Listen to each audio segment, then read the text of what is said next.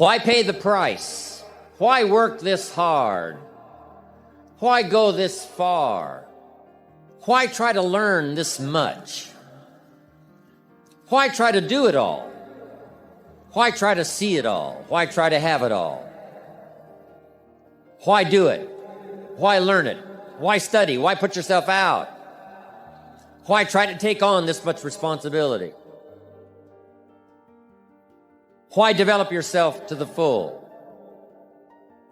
Why try to become all that you can possibly become? Why try to earn as much as you can earn, share as much as you can share, develop every skill you possibly can, see every human you possibly can, go to every class you possibly can, touch everybody you possibly can? Why do that much? Why go that far? Why share that much? Why give that much away? Why try to see everything? Why try to do everything? Why try to become everything? That's a good question, why? And you're the only one personally that can answer that question for yourself. You've got to have your own list of whys. Here's what I want you to do when you go home after you've left this extravaganza. Work on your list of whys. One of the big thrusts for success is to come up with a strong enough why. In leadership training, here's what we learn. If the why is powerful, the how is easy. But if the why isn't strong, if your goals aren't powerful, if the vision isn't clear, the old prophet said, without a vision we die, without a vision we perish, without a dream we're nothing. From the movie The Professionals, I listened to Bill Heron give his testimony yesterday. From the movie The Professionals, it said, we joined because we believed. We stayed because we were committed. We left because we were disillusioned. But we came back because we were lost. Without a dream, we are nothing.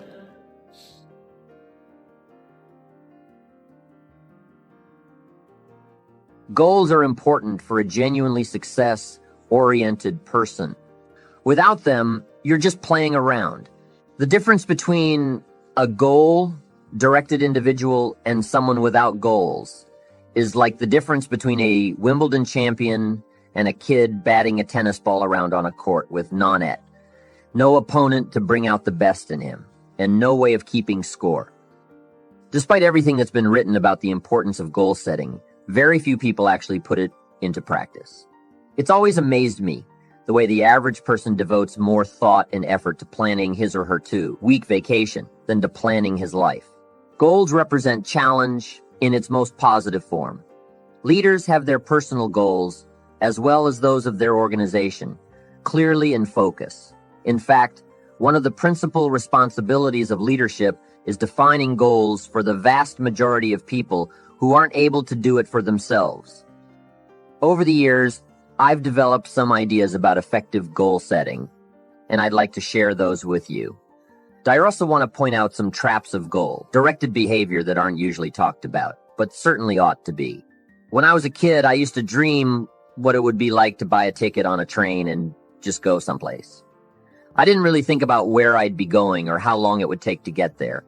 I just loved the idea of getting on the train and letting it take me someplace.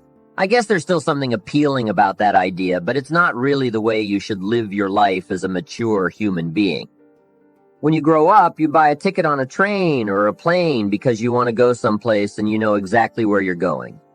You may have to change planes in a different city. Your flight may be canceled, or you may have to switch to another flight. You may not feel like talking to the person seated next to you, but you will persist. You know where you're headed, and you're quite determined to get there. That's goal-directed behavior in its simplest form. There are short-term goals and long-term goals. Sometimes you're flying across the country. Other times, you're just walking down to the corner grocery store. Long-term goals are the equivalent of a major journey. When you reach the point where you've achieved your long-term goals, your life will be fundamentally changed, and the process of getting to that point will have transformed you into a stronger, wiser, and higher performing person. How can you identify your long-term goals? On a sheet of paper or in a notebook, write these 5 headings. 1. What do I want to do? 2. Who do I want to be? 3. What do I want to see? 4. What do I want to have?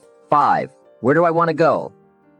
Under each of these categories, write down several possible long-term goals. Be very relaxed about this. Just allow your mind to flow and come up with 3 to 6 ideas for each category. Don't worry about a lot of details at this point, and don't spend too much time describing a particular goal. For example, refer to category 1. Suppose you want to write a book about the history of your family going back to the arrival of your great-grandparents in the United States.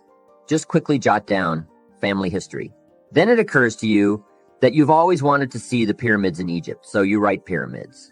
Keep writing down ideas as long as the list of categories continues to inspire you. You'll probably be surprised at some of the things that turn up. You may have kept a great many desires and aspirations hidden in the back of your mind, but the opportunity to write them down will move them to the forefront of your consciousness. That's one of the benefits of this technique. When you're satisfied with your list of long-term goals, read through the list once again. Then beside each item, write the number of years that you believe it will take you to achieve that particular goal. It's best to round off the numbers into 1 year, 3-year, 5-year, and 10-year time frames. For example, you may estimate that it will take you 10 years to research and write the book on your family history, but you'll need only 5 years to reach a position where you can take a trip to the pyramids. Create a time frame like this for every one of your long-term goals. When you're finished entering your time frames, there should be a fairly balanced distribution for all your goals.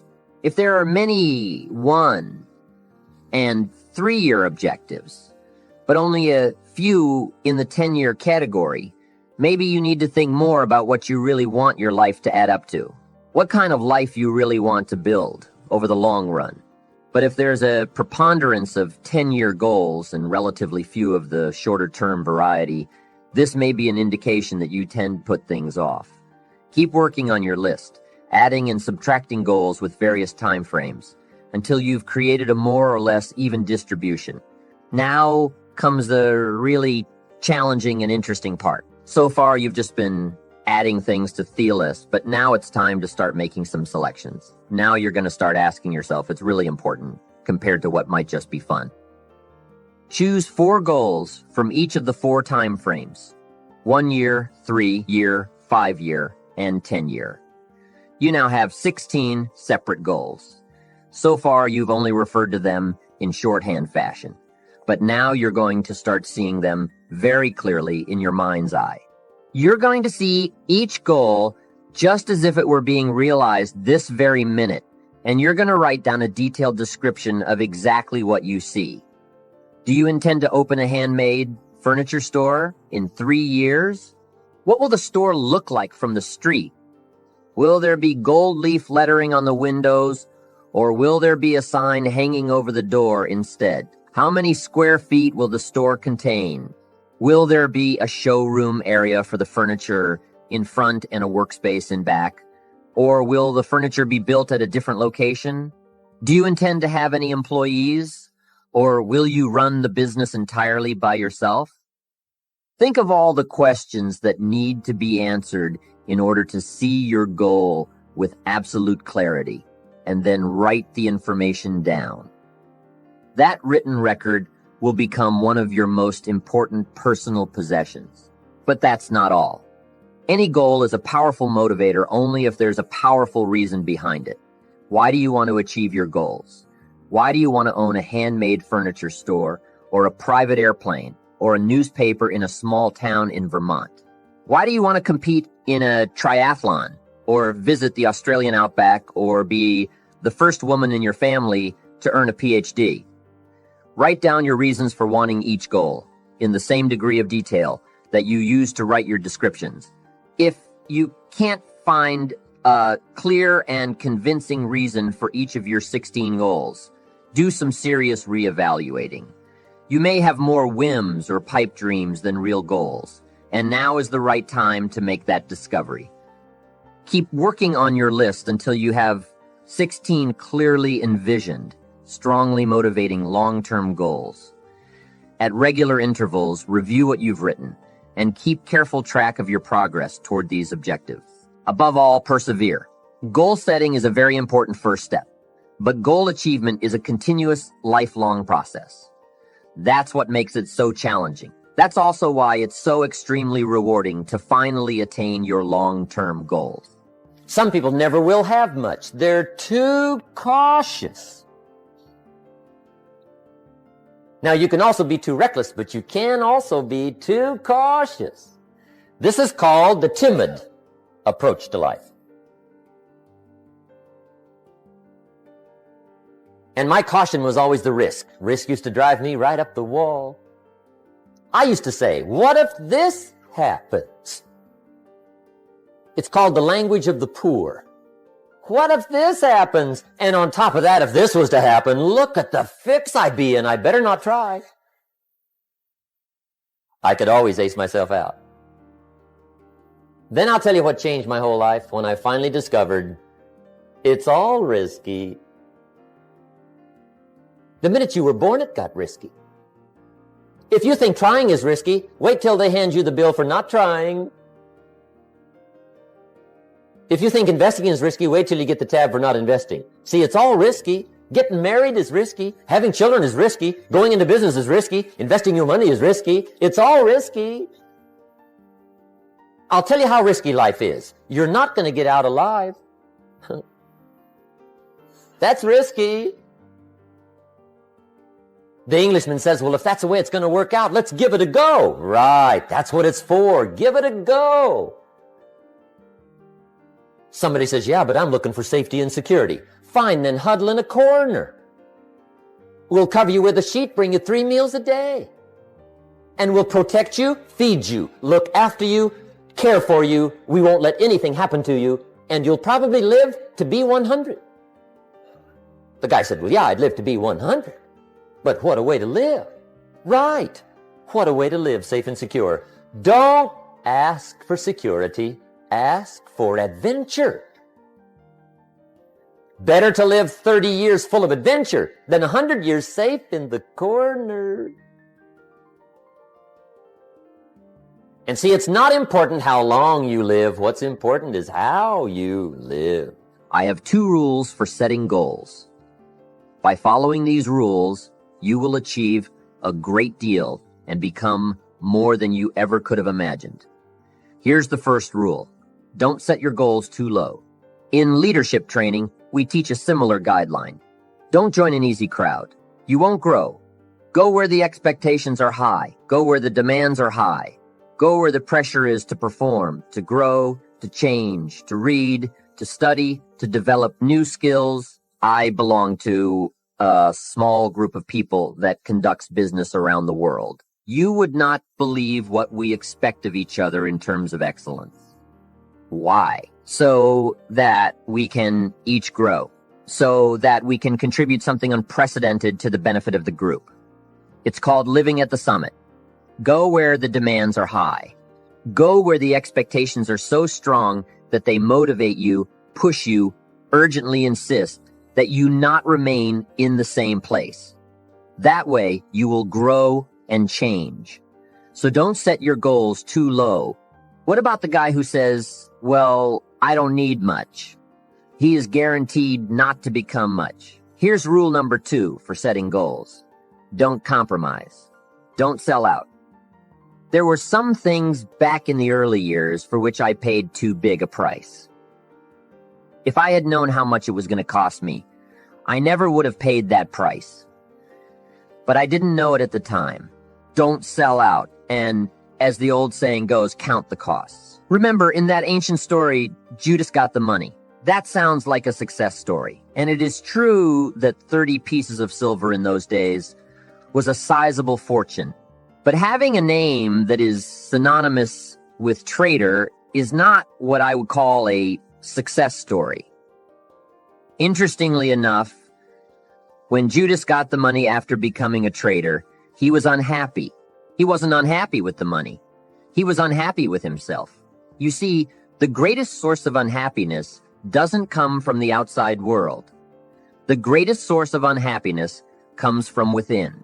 To alleviate his unhappiness, Judas tried to return the money, but no one would take it back. So he decided to just throw the money away. Why would he throw his fortune away? Because he was so unhappy with himself. Of course, that wasn't the end of the scenario. Throwing his fortune away did not change what Judas had become, a traitor. In total frustration, he hung himself. Why did Judas have such a tragic end? Because he was so unhappy with himself. He sold out. He paid too big a price. Don't compromise your values. Don't compromise your virtue. Don't compromise your philosophy. There are two words from ancient scripture you need to keep in mind. The first is beware. This is the negative word. Be aware of what you become in pursuit of what you want. Don't sell out. Indeed, if Judas were to advise us today, he would tell us to beware. The second word, behold, is the positive one. Behold the possibilities and the opportunity. Behold the drama. Behold the awesomeness. Behold the uniqueness. Behold the majesty. What a positive word, behold. Set the kind of goals that will transform your life. That will make you far better than you are, far stronger than you currently are, and you will behold.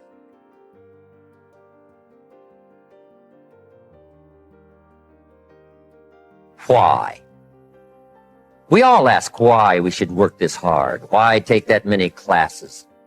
Why go to school that many years? Why take the notes? Why read the books? Why work that hard? Why put yourself through the push-ups and the disciplines? Why? Good question, why? Best answer to why, I think, is the second question. Why not? Why not see how many books you can read, how many classes you can take, how many skills you can develop? Why not see how valuable you can become to the marketplace, to your friends, and to your family?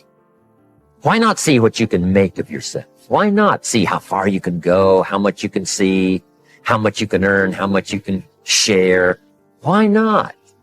That's the heritage all of us have, in America especially, is to see what we can make out of our lives now that we've been given this extraordinary opportunity. Whatever you don't use, you lose. If you tie your arm to your body, leave it there long enough, you'll never use it again. It's over for the arm. Now, it may not be over, but it's over for the arm. The only way to keep the use of this arm is what? Keep using it. If you quit, you lose automatically. Now, the same thing that goes for your arm goes for your brain, mentality. The same thing goes for all the human virtues. Ambition, unused, declines. Strong feelings, unused, diminish. It doesn't grow, it diminishes. Faith, unused, decreases. It's a law. Vitality, unused, diminishes. Energy, unused, decreases. Let me just quickly give you a list of 4 emotions that can change your life in one day. Emotions are powerful. Sometimes it doesn't take much to alter your whole life direction. Okay, here they are. Number 1, disgust. Powerful emotion. Disgust says, I have had it. See, that could be the day. The day you can say, I've had it. And whether you've had it with something small or something major, the day you can say, I've had it, may not be the day it ends, but the day it begins. That's what I said when that little Girl Scout left my door when I'm 25. I give her the big lie, she leaves, I say, I don't want to live like this anymore. I've had it with lying and being broke. Starting tomorrow, what are you going to do that'll make a change in your life's direction? Good question. What are you going to do starting tomorrow that'll make a difference? Now see, if you don't do something starting tomorrow that'll make a difference, guess what? It's gonna be the same. And see, that way you can guess what the next 5 years are gonna be like. Look at the last 5. Because the next 5 are gonna be like the last 5 unless you, major key, tomorrow, change it all. Or change a little. or change something, or don't change. It's choice time. You can do whatever you want.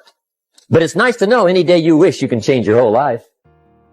Success is not something you pursue. Success is something you become. We all want to be successful, and success is a recurrent theme in the media. However, have you taken the time to define what success really means to you? What kind of person do you want to become? Here is my personal definition of success.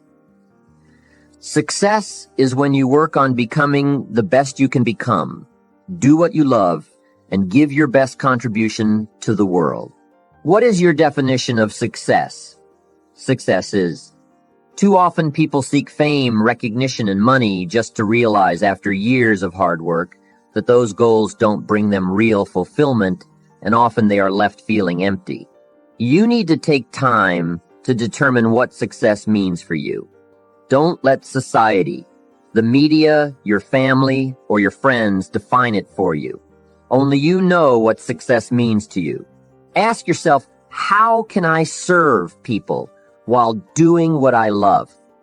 Think about what you can give, not about what you want to get. As the Bible says, give and it shall be given unto you.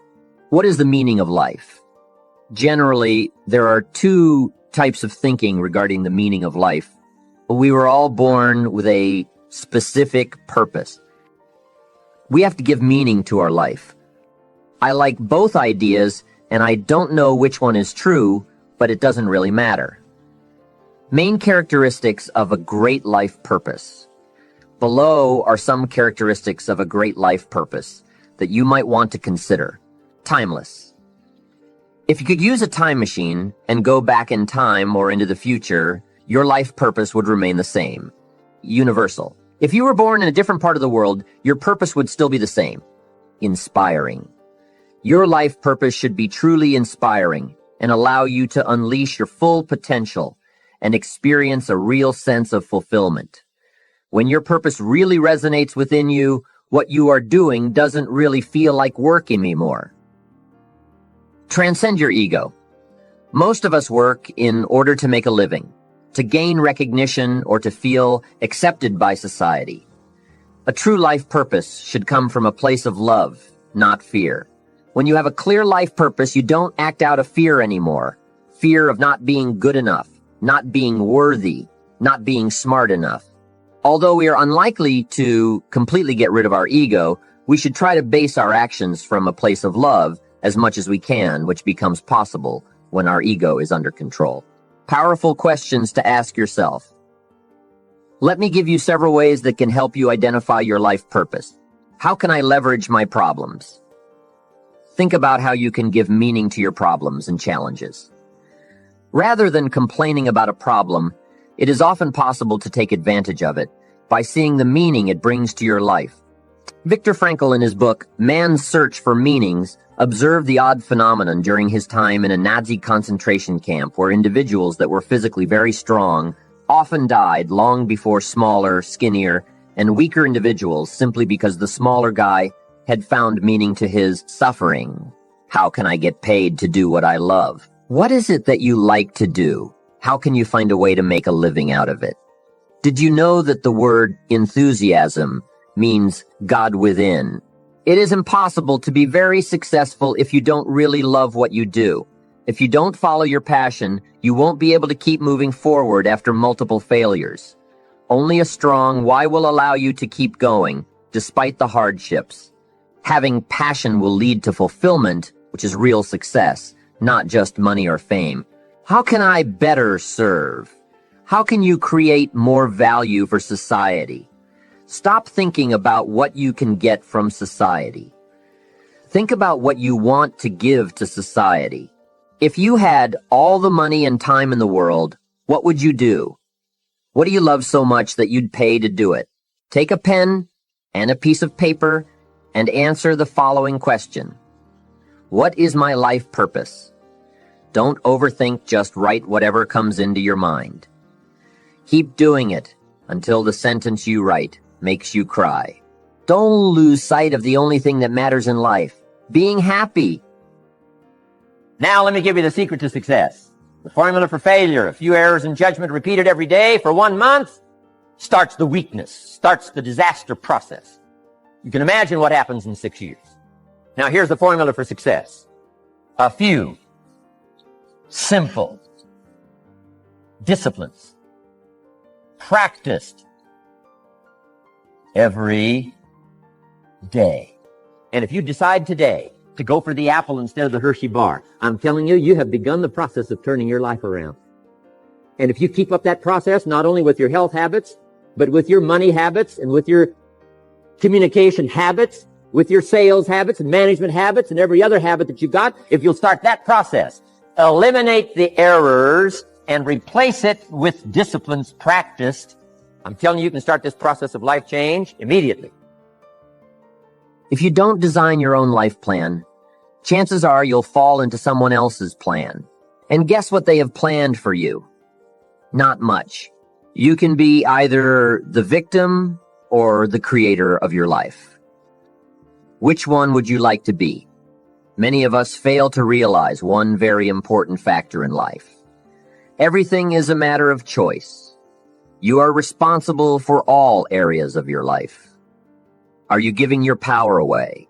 Each time you fail to take responsibility in any area of your life, you give your power away to circumstances and people around you. Each time you play the victim, you disempower yourself and limit your ability to change yourself and move forward. Not taking responsibility means that you refuse to acknowledge that you have at least some control over most of the things that happen to you. You refuse to look for possibilities to make your life better. Taking responsibility is not always easy because it requires that you tell yourself the truth, that you accept the fact that you may have done something wrong or that you could have done things differently. Emotionally speaking, blaming people or circumstances is much easier than looking within yourself for possible shortcomings and mistakes you might have made. For some reason, it feels more natural to blame people or circumstances. Refusing to take responsibility and letting go of our control gives us a false sense of relief. It also protects our ego. It is always easier to blame others than to change.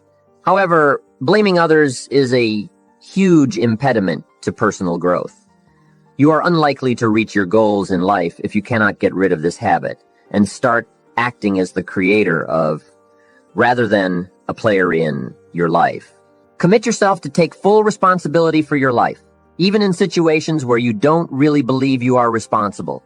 Taking extra responsibility ensures that you are not overlooking possibilities for growth and change in life and are fully empowering yourself. Taking responsibility never means beating yourself up or blaming yourself. That kind of attitude is likely to be counterproductive and result in self-sabotage, leading you to give up and giving you further excuses not to change and move forward. Taking responsibility is accepting the reality and realizing you have at least some power to change it. Am I responsible for absolutely everything? I know you are thinking, what if something I have absolutely no control over happens to me? What if my husband or wife gets killed in a terrorist attack? I am responsible for that. While you are not responsible for this event, you are responsible for the way you choose to react to it. You can find meaning from the tragedy and move forward with your life, or you can live in the past, thinking all day long about ways to track the terrorists down and take your revenge. Revenge is a current theme of many movies and is appealing for a lot of people.